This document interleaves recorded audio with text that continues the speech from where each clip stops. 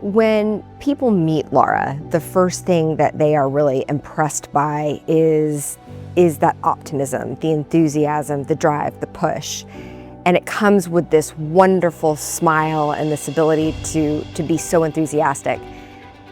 She is one of the most positive people I've ever met. She's always happy. She's always thinking, trying to make a bad situation good. My DNA is my name, Brightwell.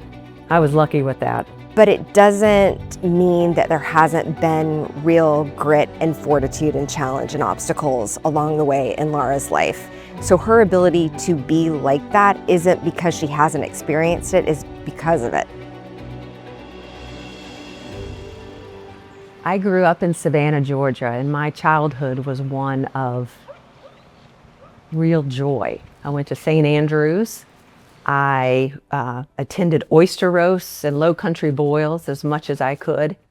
I have so many loving caretakers around me, the grandmothers and my mother. So I had a real female strength of presence in my life. This newspaper clipping represents where my grandmother, Evelyn Sanders Brightwell Hunter, is pinning or putting the bars on my dad, who was one of 5 UGA graduates that year. But my father died when I was quite young.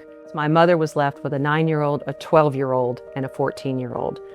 And the community rallied around her and rallied around us.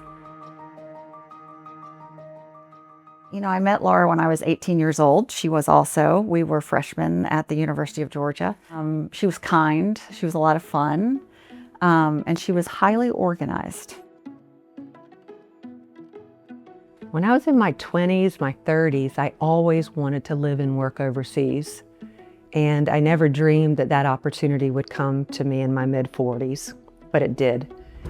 It was a challenge, and Laura became a role model, whether she knew it or not, for a lot of people to understand and see what it meant to take on a large role while also being the right kind of parent. I've always had an incredible relationship with my mom, but that first year or so was pretty difficult. We moved from Atlanta to London. That's a pretty big jump. And we didn't have any connections over there. We kind of realized it was just us against the world. It was a tremendous opportunity of learning and exploration and growing my own career. But it was also a really difficult time because I had moved my son. He was 10, 11 years old, just finishing up elementary school in Atlanta, to a foreign country without a partner. Hearing how she dealt with that and had to deal with that, I never got to see that though. And so knowing that today she was able to shield that from me she's a strong person. And I always would tell him he didn't necessarily have the quantity of time with me that many mothers are able and fathers are able to share with their children, but he had quality. It definitely opened my eyes a little bit to what's out there. There's no other way to describe it. It was incredible. But what she knew is that she would be giving her kid an experience of a lifetime, something that would shape him into the person he was going to be, and the experience to do it together as the two of them. Now as I've gotten older, I'm really grateful for having that opportunity. It was hard, but it was also the best decision I ever made. Yeah, congratulations. Thank you. That's so exciting. Legacy is sort of a trite word, but I see her pouring energy into those around her. She's been a sounding board and just that reassuring, confidence from someone else that, okay, I think this is what I want to do, and having that support has always been helpful. So as I was beginning to retire fairly early from my career at Coca-Cola, I started thinking about how could I give back? Where would I go? What would that be?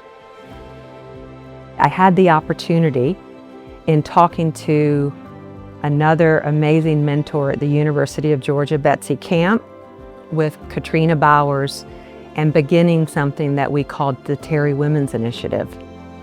It is a program now that is so powerful and important to me personally because it is student run, it is student led.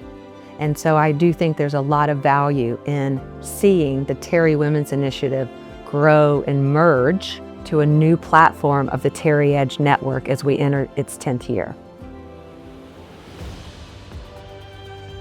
I'm approaching my 60th year. It's the age that my grandmother was when I was born. And so now, as I think about the impact of her 43 years on me, how do I translate that into others? Because I'm coming now into her phase of life.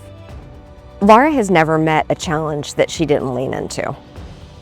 And that kind of courage and that kind of faith in herself, I think, is something she's tried to translate into other women coming through organizations, that when we hit moments of doubt, can we, should we, will we be able to? She's the first person there to say, yes, here's why, and let me show you how.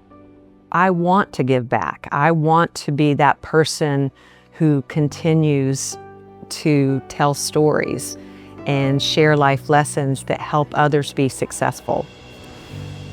She's one of the greatest gifts. To have someone like Laura in your life as your greatest cheerleader is a gift.